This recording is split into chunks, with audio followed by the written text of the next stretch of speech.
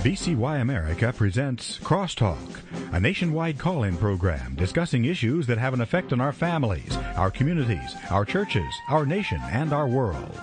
Crosstalk, an opportunity for you to voice your concerns for biblical principles. And now live by satellite and around the world on the internet at VCYAmerica.org. Here is today's Crosstalk. Well, thank you, Gordon, and nice to have you with us on Crosstalk today. Here in our town, the rain is coming down. The showers of blessing are here. And, of course, after a long, cold, snowy winter, we're kind of glad to see springtime springing up around. Looked in the driveway the other day and saw the tulips coming through the rocks. So there's hope for spring. Well, today we've got a unique and a very special program. A guest who's been with us before, Mr. Omer Eshel.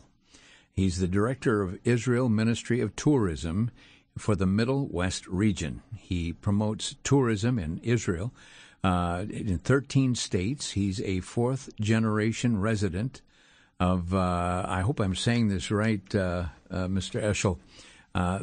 Is it Moshav? You better say that. Merhavia. Well, you do it with the Jewish accent as well. Yes, in English, Merhavia. Merhavia, okay. And the first Jewish community established in Israel's northern Jezreel Valley. You served 3 years in the Israeli Defense Forces. You're certified Israeli tour guide and served in the head of staff of Israel's national parks. You've been in the Israeli Ministry of Tourism since 2008. That's a long time. Yep. But it goes by quickly. Oh, absolutely. Time flies. Well, Omer, it's good to have you with us. And Israel is a unique land. Tell us about some of the different geographic regions of Israel. It's quite amazing. First of all, thank you so much for having me here, and shalom to everybody. Thank you. It's quite amazing when you look at Israel, which is such a tiny little country. I mean, if you can fit Israel into Lake Michigan 3 times. Oh, my goodness. And you can still have enough room to swim around it. So it's a tiny little country, but yet we have 6 different climate zones in such a small country. You have alpinic climate zone up in the mountains in the Golan Heights, Sudanic desert down in the south next to Eilat, Mediterranean in the Galilee, and tropical in the Jordan Valley. So all of that in such a tiny little country, you can in one tour, you can see 6 different areas of the globe. And when we see the miracle of Israel and how desert lands have been turned into fruitful valleys and treasures, things no longer a desert or an arid area, but beautiful lands. The words of the prophet: the desert and the desert will bloom and flourish. Well, Israel became a nation back in May of 1948. And I remember, of course, I'm old enough to remember back to some of those years. But this May marks its 65th anniversary. Why is this significant? Well, Israel, in terms of a state, of a modern state, is a young state. It's only as you said, it's 65 years old. But it is definitely one of the oldest lands in the world. You can find artifacts, for example, the ruins of King David, the King David. You can be at the palace of King David, which is dated almost 3,000 years ago. So in terms of a modern state, it's a young state, but it is a very, very old nation. One of the things when I hear people going to Israel, by the way, I heard that Ron Nachman passed away. He was the mayor of Ariel. Oh. And I just heard the word here recently that he had passed away. But he had been here in the studio, sat right where you're sitting, and we had an interesting visit. People have many tourism choices to make and the question is, why should they choose Israel? Well, first of all, Israel is not a tourist destination. Okay. You're right. People have a lot of tourist destinations to pick from, either a cruise to the Bahamas or a cruise to whatever, or to fly down to Cancun. These are tourist destinations. Israel is a journey. And as someone has to look at it as a journey, not a tourist destination. Because when you're going to go and visit Florida, visit Disneyland, you're going to visit the body. When you're going to come to Israel, you're going to visit the soul. And that's the only place in the world you could do it. When I think of the Christian footsteps that draw so many people, share with us how meaningful some of these things are. This is who we are. Mm-hmm. It's much more than Christian or Jewish. Of course, it's Jewish Christian because Sure. it was at the beginning. It was the same religion. You can actually use this wonderful guide that we call the Holy Book. Mm-hmm. You can use that as your lonely planet. If you will open the Book of Kings and you will hear the words of Rav Shakeh speaking against Hezekiah on the wall, you will see that wall, the same wall that the Bible is mentioned. When you're going to go and wander in the ancient city of Jerusalem, in City of David National Park, you will be at the chamber of the chancellors of war of Zedekiah right before the destruction of the temple in 586 BCE. So you will be able to visit to see with your own eyes the places of what we all about. One of the most powerful places that I like in Israel, of course, is the Mount of Beatitude. When I think of Nehemiah, when he rebuilded the wall, and many people read that story, but here you're going to the very city, Jerusalem, that was devastated, and even talks about the nighttime visit that Nehemiah gave to the city. It was devastated, but the passion and his love for God to restore and rebuild and put up the gates again. And, of course, then we read about the people who opposed him, Sanballat and Tobiah and these guys that came along and said it can't be done, a fox will knock the wall over, wrote poison pen letters. And when you think of the dedication of those who rebuilded the wall, where they had a trawl in one hand and a sword in the other, and how the biblical history is right there. You know what's amazing? You spoke about the Israel Independence Day. There were posters in Israel dating back to the early stages of the state, that you see a farmer plowing in one hand and holding a gun in the other hand. Oh, that goes exactly to what you spoke about, Nehemiah. So when Nehemiah came after the declaration of Cyrus to rebuild the holy city, and of course he had opponents that said not just the fact that the fox are going to knock down the walls, they actually opposed the return of the people of Israel back to Zion. Yes. 3,000 years later, or 2,500 years later, we have the exact same thing. So Nehemiah, as you say, absolutely, and you're right, holding in one hand a vessel, and in the other hand an arm. Yeah. We had the same thing at the early stages of the state. By the way, until today, some farmers next to the border, next to Gaza Strip, are in one hand holding the plow, and in the other hand holding a gun. Sure. Well, when we think of the miraculous 6-day war that literally could not have been fought without divine intervention, go back into those days and share just a few thoughts with our listeners. We've got young people listening that don't even think back that far. I think that every war, I'll talk about the 6-day war, but I think that Sure. every war that Israel encountered is a touch of God. The last one that we just had, we had a skirmish last November. We had a barrage of 1,500 missiles flying at a civilian population, and we had 5 casualties. 1,500 missiles, we had 5 casualties. And, you know, I was there, by the way, during the time of the skirmish, and a friend of mine called me from Chicago, and he said, "Aren't you afraid?" I said, "I'm safe because of 3 things. The IDF, the Iron Dome, and our Heavenly Father." Yeah. And that's just that last one. But as you spoke about 6-day war, it is, you're right, there's nothing else to describe it but the hand of the Lord. There's no other way to describe it. I remember several years ago when there was conflict, and I was talking to a man who was in Bethlehem. And as we spoke, he was sitting there in Bethlehem, and he commented, he said, "I'm looking out my window, I see a helicopter gunship that is there defending Israel." And I reflected back to our Christmas song, "O Little Town of Bethlehem," how still we see thee lie, and then to hear how again the hatred for Israel, and yet the love for Israel that is coming from people all over the world. Sadly, today, Bethlehem is not even 10% Christian. It used to be. It used to be predominantly Christian. Today, a small, tiny minority of Christian remains in the city. Most of them fled the city. So it's the song of Christmas is, well, changed a little bit. Yes. But yet, as we think about this, Israel has an impact on everybody that visits there. Share with us some of the reactions you've seen. You'll never be the same. It's.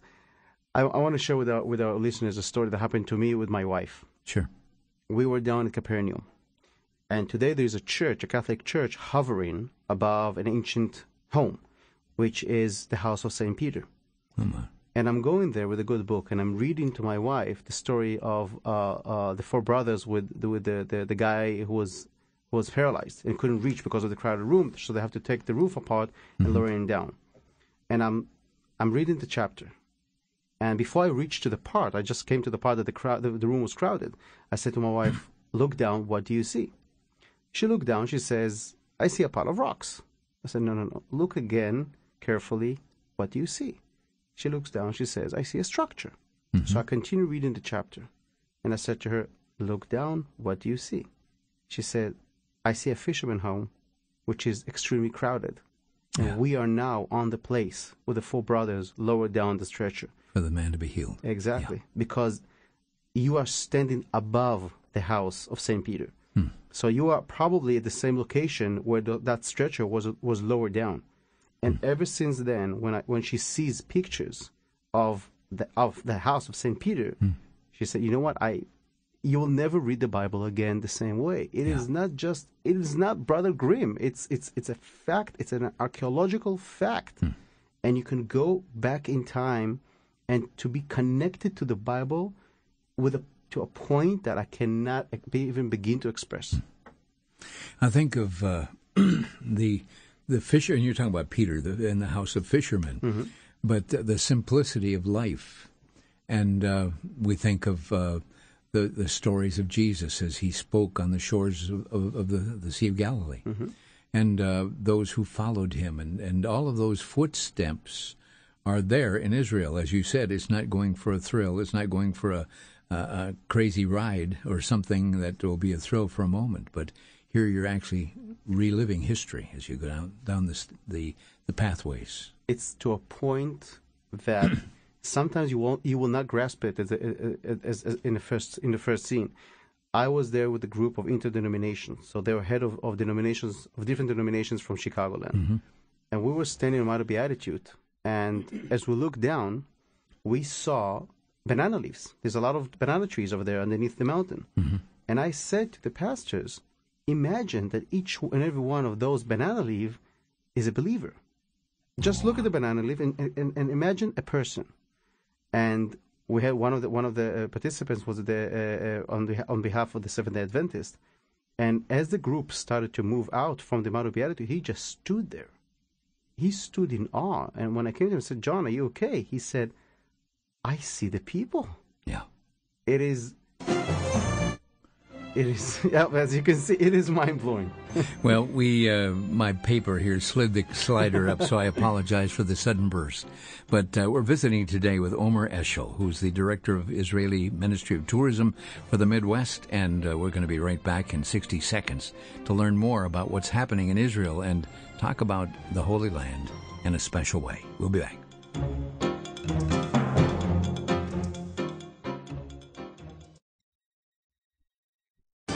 Back to Genesis with Dr. John Morris, geologist and president of the Institute for Creation Research. Dr. Morris, is California really going to fall off into the ocean, as many people say? No, Chris, California has its problems, but I really don't believe it's in danger in that way. But it does appear that the concept of plate tectonics is accurate, and such movements occurred in the past. Research here at the Institute for Creation Research indicates that great plate movements occurred in the past, especially during the Great Flood of Noah's day. This was a time of tectonic rearranging of the Earth's surface. The continents would have moved around, but they seem to have pretty much come to a halt now. Today we look at the devastated remnant of a once very good world. It was destroyed by that great flood, and we read all about it when we go back to Genesis. Thanks, Dr. Morris. For more on Genesis, visit us on the web at www.icr.org. That's www.icr.org. Until next time, I'm Chris O'Brien.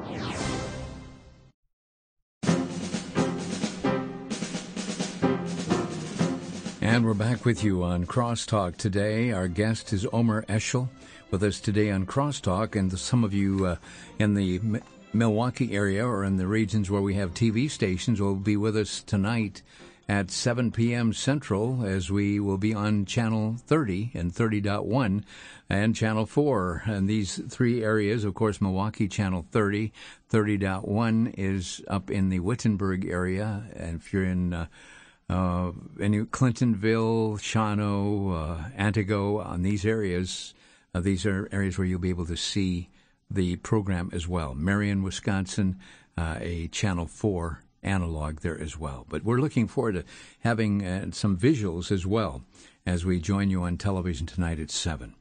Well, Omer, as we're talking about the issue of turmoil and what has gone on, a question is often posed that the Middle East always seems to be in turmoil. Is it safe to visit Israel? Of course, it's a question which is a given because everybody is asking this. Sure. Absolutely, it is safe. Mm-hmm. Now, people will tell me, of course you're going to say that. You work for the government. We don't believe the government. I don't believe the government, and I work for the government. Sure. But no kidding aside, when you look at 2012, we had the best year since the establishment of the State of Israel. We had 3.5 million tourists in a country that sees a population of about 8. So when you think about it, almost every third person on the street is a tourist. Now, when you look at that number, you say, okay, so we had 3.5 million tourists. How many of them came back home safe and sound? And that's the number, 3.5 million people. So when you look at the media today, when it bleeds, it leads. We all know that. Mm-hmm. When you look at the number of foreign correspondents between Jerusalem and Tel Aviv, you have more foreign journalists in Israel than the entire Middle East combined. And we're talking in the midst of the Arab Spring. They're all in Israel. The reason why? Because it's a free country, it's a safe country, and it's very easy for them to go with their super lenses and take pictures of what's going on in Syria and then go back home to Israel and enjoy a wonderful, safe journey back home. Well, the safety in our own country is always in question. Here in our parking lot one day, I was pulling out of the driveway, and a man coming toward my vehicle said, "I'm going to kill you," right here. And in our studio door out front, the one that you came in, there's a bullet hole in the bottom of the door. So wow. Talking about safety in the United States, it depends on, now that bullet hole was about 10 years ago, but we kept it there just as a reminder. And the issue of the man who approached me in the parking lot, I took his picture with my cell phone, so we know who he is. But, Chicago is known for its violence, and you look at the ratio of hazardous things that happen. And I'm so glad. I mean, when we think of Israel, it's well organized, even to the homes and the facilities to protect the citizens as well. Absolutely. You know, this is. I want to share a funny story with our listeners. Every Friday night, every Shabbat, I have a phone call with my family in Israel to say that everything is okay and to wish them Shabbat Shalom and all of that. Every single night, every single Shabbat, my mom is sobbing over the phone because she says, I live in the most dangerous city in all of North America, of Chicago. This is Chicago. Sure. And it's so dangerous. I have to go back home to Israel, which is much, much, much safer. Right.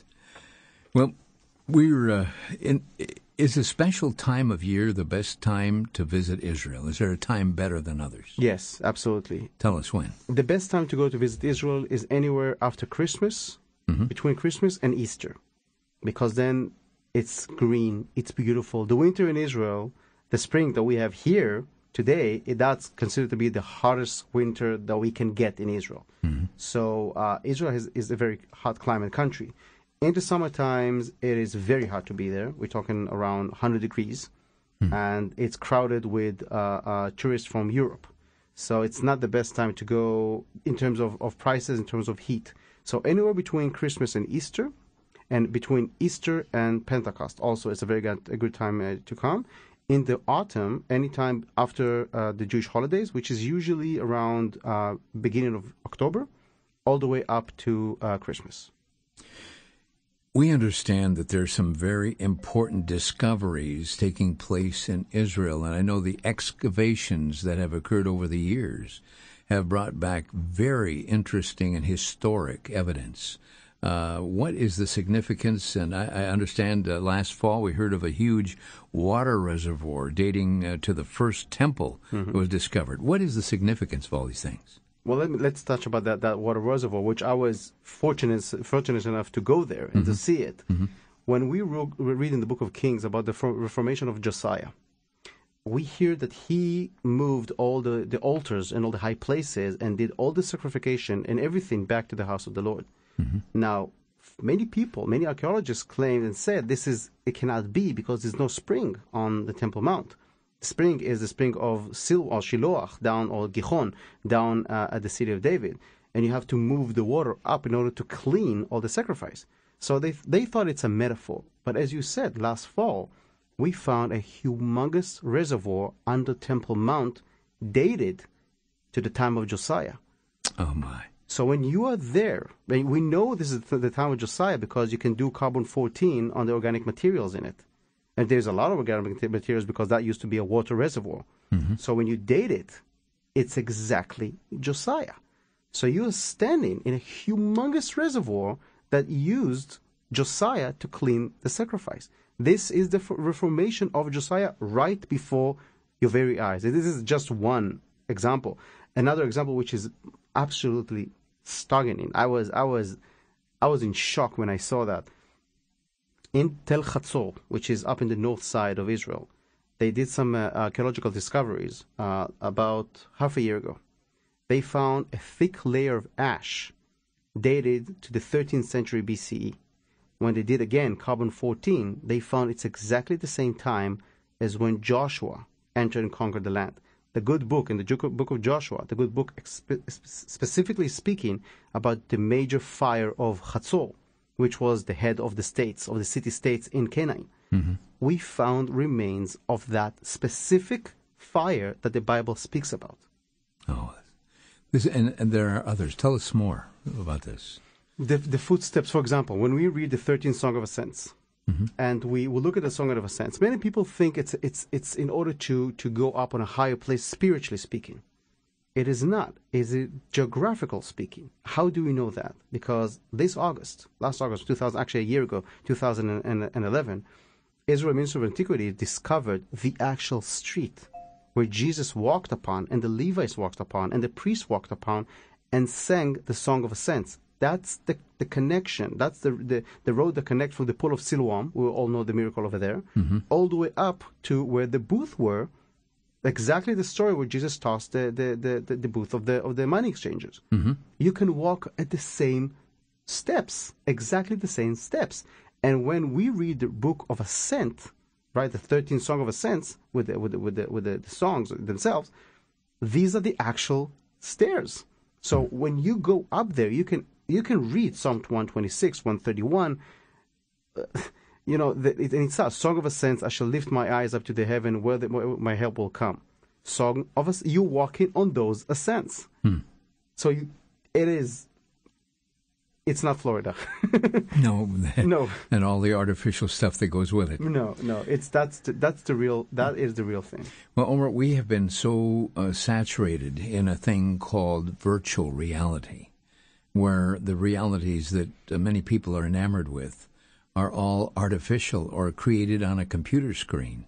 Or, I mean, they can even, yesterday somebody showed me a printer that you can hook up to a computer that will actually make a solid image. I mean, a plastic image of actually a duplicate of something that you put into the machine. But that's not reality. The reality we're talking about goes right back to the beginning. Well, are there any other discoveries? This is exciting when you start telling about this. All the time. There was a discovery that was made in a place called Tel Bet Shemesh, which was the major Israelite city on the border between the Philistines and Israel. When you open the book of Judges, chapter 14, we see the story of Samson. Samson came from a town called Tzorah. He was the son of Manoach. Tzorah is it's about a mile away from the major city of Bet Shemesh. We found a seal of a person fighting against a lion. Look at the book of Judges 14, 15, 16. That is where Samson fought against the lion and took the honey from it. That's the riddle. Sure. This is the riddle that he came after that to the Philistines. And we found the seal. Now, you can come and say, you know what, that's a coincidence. How coincidence is that you can find the seal of a person tearing apart a lion next to the home of Samson? And that was discovered about 4 months ago. Well, folks, this is exciting. And we're going to open our phone lines because I'm sure there are many of you that have questions to ask. There are a couple more things I wanted to go on. Not only are there current discoveries going on, but Israel has also given many, talking about many inventions, and has advanced both medically and in science. Tell us about some of that. Well, one of the things that people seem to take, people take for granted, when you are copying something from a computer using a flash drive was invented in Heifer, in Israel. Really? The entire USB, everything that you connect with a USB, started in Israel. When you look at Africa uses drip irrigation. Was invented because of a leaky roof in a kibbutz down south in Israel. Oh, my. Solar energy. The use of panels, also invented in Israel. The number of invention is just staggering. That is why there's a book called Israel, a Startup Nation, which was not written by an Israeli, it was written by an American, that shows that Israel has the highest number of patents in the entire world, and the backbone of the economy is high-tech because of invention all the time. Mm-hmm. Well, folks, we are going to open our phone lines. We're coming up on a break in about a minute. Omer, if you would share with us a website where people can go to hear more about what we're talking about today. Well, the government website is goisrael.com. Goisrael.com. Yeah. And it covers all of the things we're talking about and probably more as well. Oh, yeah. Well, we're going to open our phone lines here. If you'd like to join us, I'm going to press the button that opens everything up. And we will look forward to your phone calls at 800-733-9829, 800-733-9829. And looking forward to your calls. Questions about Israel.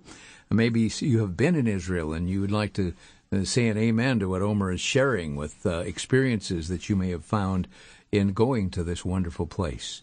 But if you would like to join us, our telephone number is 800-733-9829. I also want to share a word with you. Waleed Shubat is going to be with us tomorrow with some very interesting developments on where this horrendous thing that happened in Boston, where it started. He has some revelations of things that he was on, I believe it was yesterday, with Michael Savage. And I had a call from Rabbi Leiter in Brooklyn, New York. He said, Vic, you've got to get Waleed back on the air to tell this vital story. So he'll be on tomorrow right here on Crosstalk. So be aware and tell your friends to join us and join us on the Internet. And for our international listeners, again, it's 2 o'clock Central Time. And greetings to all of our friends in Australia, New Zealand, and England. And we found out there are 44 countries where people are listening to this program. And we're just very grateful to know that you're there. We'll be back in 60 seconds. This is Crosstalk.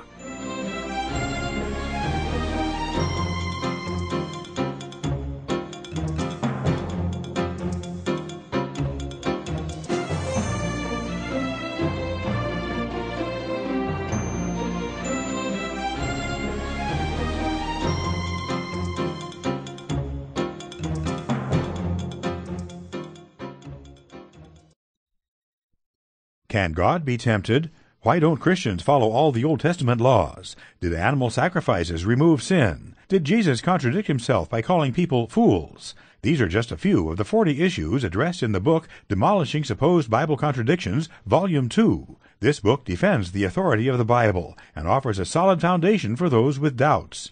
Sadly, we are living in a climate where skeptics disregard God's Word, and even believers are doubting the inerrancy of Scriptures. Answers in Genesis staff, Ken Ham, Bodie Hodge, and Tim Chaffee, have put together a number of biblical responses to prove the Bible is accurate and without error. Demolishing Supposed Bible Contradictions, Volume 2, is available for a donation of $15 or more to VCY America by calling 1-800-729-9829. or if you'd like both Volume 1 and Volume 2, the set is available for a donation of $26. Call 1-800-729-9829.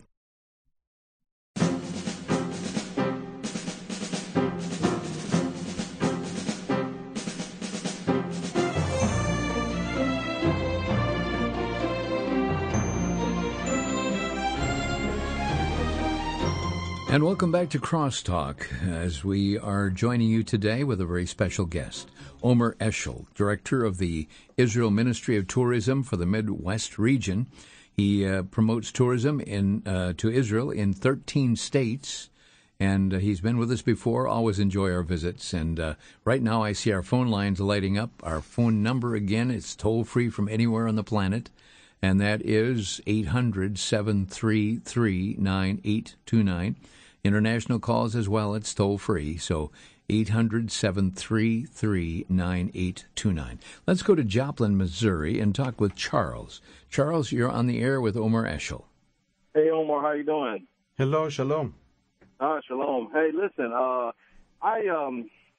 want to ask a question about, when you hear anti-Semitic language thrown at Israelites as, from people that maybe dislike Israel or whatever, but I've seen on YouTube in many places, if you can explain the difference for me in what is the Orthodox Jews who hate Zionists who are also from Israel. If you can tell them the difference between what the Orthodox Jew is versus and their hatred for Zionists, which they never show on TV or anything, but if you go on, you see these rabbis who are protesting in Israel against Zionists. You're absolutely correct. There's a very, very small minority in Israel, a very, very small minority, which is against Israel. We're talking about less than 1%. The reason why they're against the modern state of Israel, because they consider Israel to be a country that was formed because of a sin. I'm going to explain why. According to their theology, the kingdom of Israel, not the state, the kingdom of Israel, not the ancient one, the new kingdom of Israel, will be established only when the Messiah will arrive, according to the Jewish theology. So the establishment of the state of Israel by pioneers, not by a Messiah, for them, it's a blasphemy. So they're against the modern state of Israel because that is against their theology.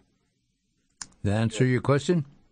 Yeah, I understand. I see that they're talking about the Zionists who kind of run America. They call them the Zionists from America who have a tie-in with Israel. I see the hatred that you're talking about or their traditional thought of what Israel is. Let me just say this, Charles, that there are people, I see this and with great alarm, people publishing all kinds of things, shockingly, even ministers and people with anti-Semitic attitudes and publishing things with opinions and philosophies that are totally incorrect. And again, we recognize, as Omer has said, that there's a very small segment in Israel that is objecting, but I think there will always be people who will object. Again, we don't have the time to go into deep discussion today, but I thank you for calling from Joplin, Missouri. We're going to go now to Racine, Wisconsin. We do have some open lines, 800-733-9829. And Greg in Racine, Wisconsin, you are on the air. Yes, hi. I wanted to ask a couple of questions about this Yahoo news article I read about there being a stone mound in the Sea of Galilee. I just wondered if you guys knew anything about that, if there's any biblical reference to that. Or you're talking to, right? You're talking directly to him, so he hears you. Okay. A stone what? Sorry?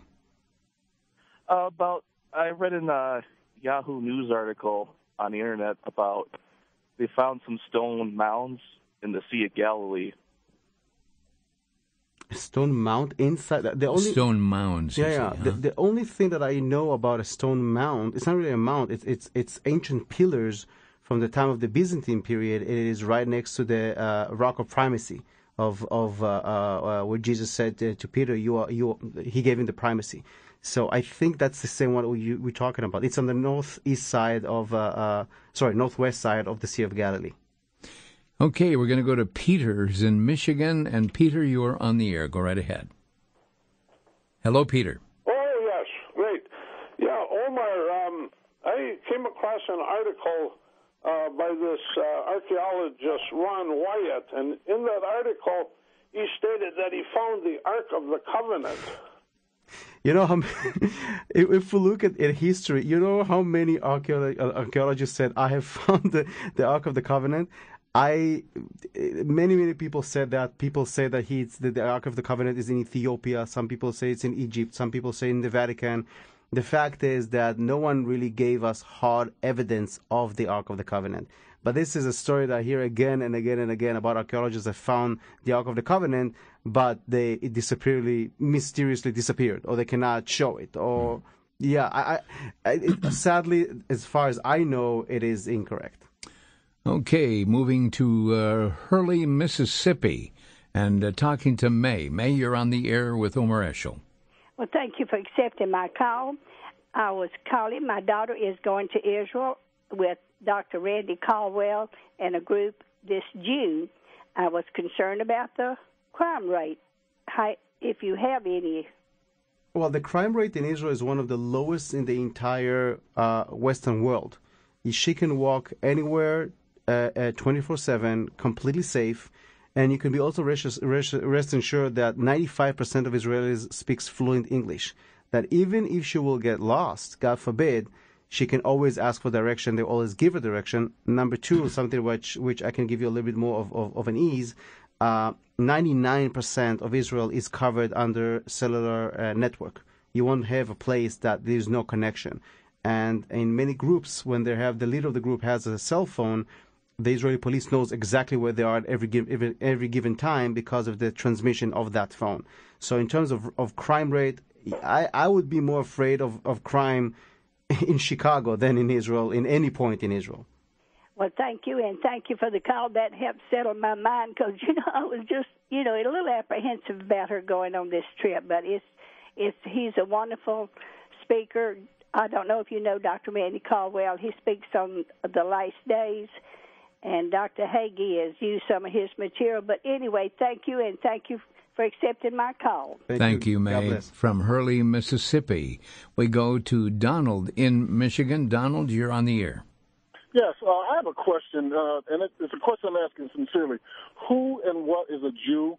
Are they different colors of Jews or what? Are they black Jews, white Jews, Chinese Jews, whatever? It's a valid and very good question. And yes, there are Jews from all colors, from all ethnicities.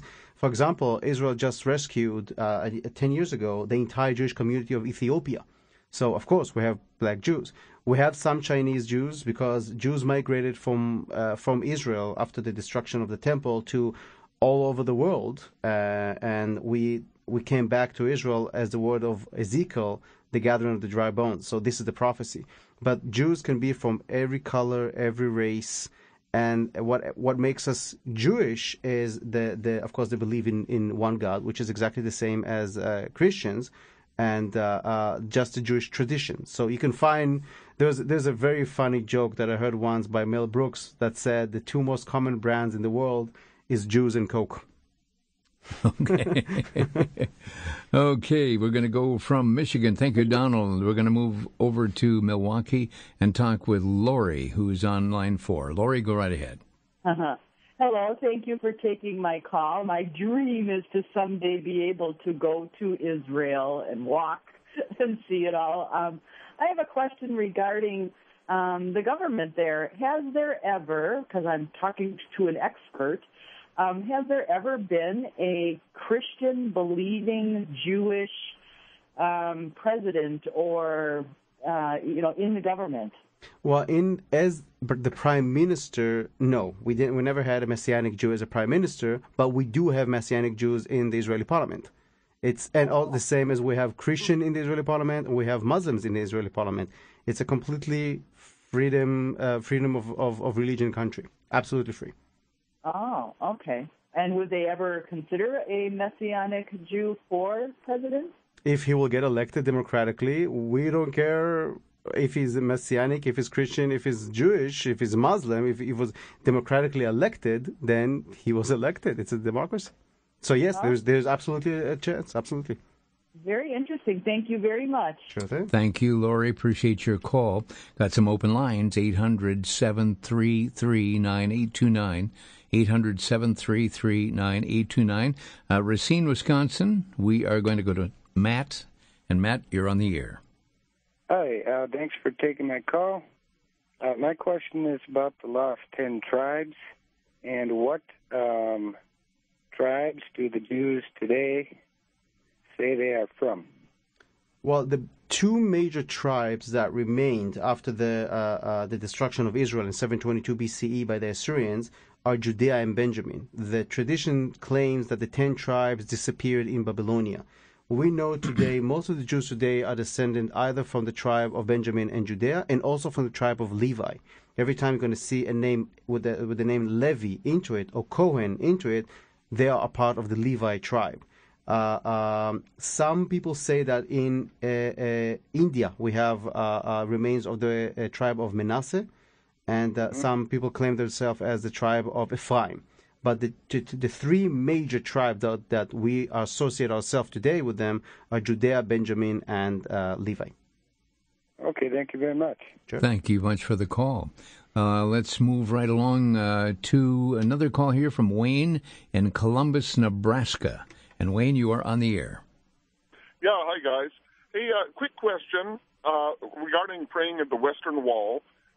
First question, how best ought we to be praying for Israel? And then number two, sometimes you'll see videotape and it shows people at the Western Wall praying, and sometimes it looks like they're methodically rocking back and forth. Is there a name for that, and maybe some purpose in the person's heart for why they're doing that? Well, let me answer the first question. As we all know in the book of Genesis, I will bless those who bless thee, and I will curse those who curse thee. Any way you pray for Israel, it's a good and kosher way. So it's because the Lord looks into the heart. So it doesn't mean what kind of method you're going to use as long as your heart is pure.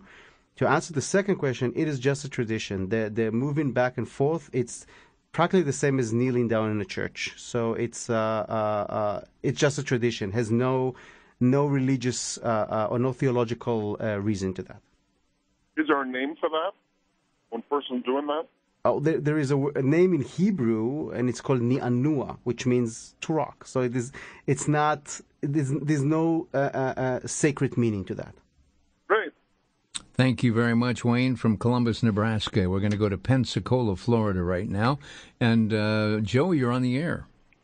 Yes, I'd like to know if there's any families in Israel that says that their ancestry is directly from King David, or any David or Solomon or anybody like that.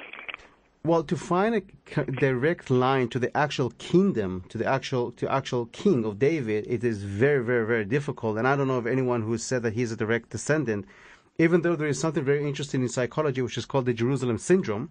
It is true, known as a psychological problem that people, when they go to Jerusalem, they think that they are descendant of David. And up until a few years ago, you'd have seen a guy with a harp next to Jaffa Gate saying that he is from David. So we cannot tell, but we do know about the tribes, not the kingdom of David. We'll be back in 60 seconds. Our guest today, Omer Eshel. And we'll be talking more, and we have some more calls waiting. Our telephone number, 800-733-9829.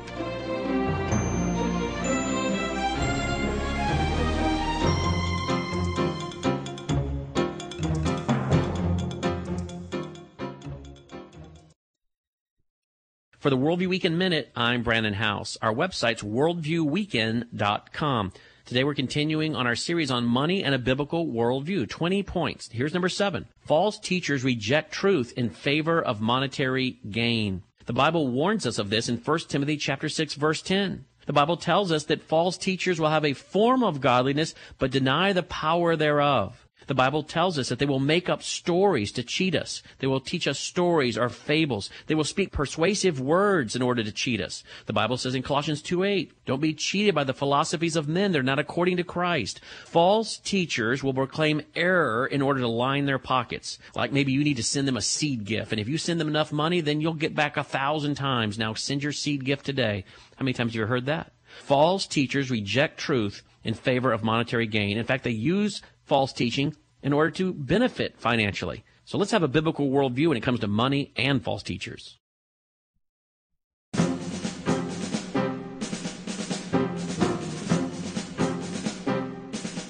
And welcome back to Crosstalk as we're continuing our visit with Omer Eshel. With us today on Crosstalk, and tonight for our television listeners, you'll be joining us 7 p.m. on the In Focus broadcast, spending a full hour, along with some very interesting visuals as well. So just be aware of that. Omer, we were handed some information on that. I think it's fairly recent discovery about those domes or whatever they are. Your thoughts as you see that article there? Yeah, I just see the article right now that as the fine gentleman asked me about. I know about the pillars, but now when I look at this, they're saying about finding domes or what we call in Hebrew a tel, which is a man-made structure in the bottom, or not the bottom, inside the Sea of Galilee. Makes a lot of sense because the Sea of Galilee is not a fixed lake. It keeps on moving back and forth, the level of the water. For example, Bethsaida, that we know that some of the disciples were from, we know that in the time of Jesus was right on the water. And today, it's right on the Jordan River, not on the water of the Sea of Galilee. Oh, my. So that might be mounds of ancient archaeological cities, for example, Bet Yerach, which is mentioned in the book of Joshua, which was down the south end of the Sea of Galilee. A perfect example for something like that. We know of archaeological mounds which are in the bottom of the Mediterranean, next to the shore of Heifer. The entire port of Herods, where Paul was sent from them to Rome, is underwater. And, of course, still the search for Sodom and Gomorrah, one of the biggest assumption that is in the bottom of the Dead Sea. So, absolutely, those mounds can be remains of ancient cities. Another reason that's exciting, isn't it? Absolutely. Okay, we've got calls lining up, and I've got 4. We're going to try and cover them quickly. Let's see, Saratoga, Pennsylvania, and we're talking with Faith. Faith, you're on the air with our guest. Hi. There is a line of thinking on the part of anti-Semitic people, even Christians, that, as I understand it, they say that there are no descendants, I don't know, the only descendants of the true Jew are the Sephardic and Ashkenazi, or I'm not sure if I'm stating that right, but what do you know about that sort of prejudice, anti-Semitic way of thinking? Well, as you said, it is a prejudice and anti-Semitic way of thinking. There is something in biology which is called the Jewish genome. It's a gene that you can trace it back. If you look at the DNA of Jews from all over the world, when you see Jews from Morocco and Jews from Romania and Jews from Yugoslavia, or like former Yugoslavia, the genetic structure is very, very, very similar. I must say, by the way, that some of the Palestinian villages has a very similar genetic structure. One of the assumptions are that during the Byzantine period, when the Jewish community flourished in the land of Israel, it was conquered by the Muslims and they were forced to convert to Islam. So many of the Palestinians were actually Jews to begin with. But as you look today, you can trace it really easily and see the similarity of Jews from all over the world. Thank you very much, Faith. We're going to go to Kentucky and talk with David. David, you're on the air. Yes, I just wanted to ask how devout Jews atone for their sins, and how they no longer do animal sacrifice and they don't rely on Jesus. Okay. Well, the reason why we don't do any animal sacrifice anymore is because of the red heifer. The red heifer was, of course, an ash from a heifer that was used in order to cleanse the altar, and that was the only way for a high priest to clean himself from touching a dead animal. Ever since the destruction of the Second Temple, we have no red heifer because we don't know what the red heifer is. So that is why there's no animal sacrification anymore, and prayer had take its place instead of physical sacrifice. Okay, we're going to move right on to, let's see, Rich, I think somewhere in Wisconsin. Rich, you're on the air. Yes, I'd like to know, what does the kippah stand for? The kippah is from the book of Leviticus. It's in order to remind a person that he is standing underneath God, and he has to show homage to God at every given moment. Okay, and our last call, and we have to compress here a little bit because of the clock. David in Milwaukee. David, you're on the air. You're our last call. Thank you for taking my call. We are reminded that the whole Bible is a Jewish book. The Old Testament is account of a nation, Israel, and the New Testament is account of a man. That nation, Israel, was founded and nurtured of God in order to bring the God-man, the Messianic Savior of all men, into the world. And I honor Israel. I married a half-Jewish girl. They all gave their lives, all my children gave their lives over to Yeshua Messiah. And why there is no more blood sacrifice, because Jesus became the Passover lamb for all men. Paul said, "For I am not ashamed of the gospel of Christ, but it is the power of God to salvation to everyone who believes, to the Jew first, and then the Gentile." Is it possible to go to Israel and share the gospel openly at the Western Wall and pass out gospel tracts? Well, if you'll go, first of all, as I said before, Israel is a free country to express your religion any way you see fit. But you do have to know that some places are very, very sensitive. So if you'll go and preach the Gospels at the Western Wall, you will find resentment from people who do not follow Jesus. It's the same as if you go to a mosque and do the same thing, or if you go to, if a Jew will go to a church and deny Jesus.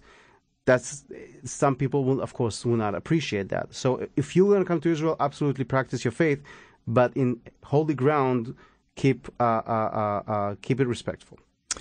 Well, we've come to the end of a program, and where people who want to know more about going on tours, we have about a minute left, and I'll give that to you. Well, as I said before, going to Israel is a journey, and when going on a journey, you have to know how to do that right. The best way to do that is, of course, speak to your pastor, speak to your family, speak to your friends. Don't go by yourself. Go with your family. It's a place that is so powerful. You want to share it with members of your community. Your pastor can lead a trip, and if your pastor or yourself would like to get a list of tour operators that can help you do that, you can contact us at goisrael.com, and we'll provide you a list of all the tour operators. You can also find over there under the Contact Us which region is best for you. And once you have the tour operator, it's just a matter of time and you there. GoIsrael.com. Omer, I want to thank you for being with us. It's been good to have you back, and we'll follow with great interest tonight on Channel 30. God bless you, everyone, for joining us, and see you next time right here on Crosstalk. Thank you. God bless.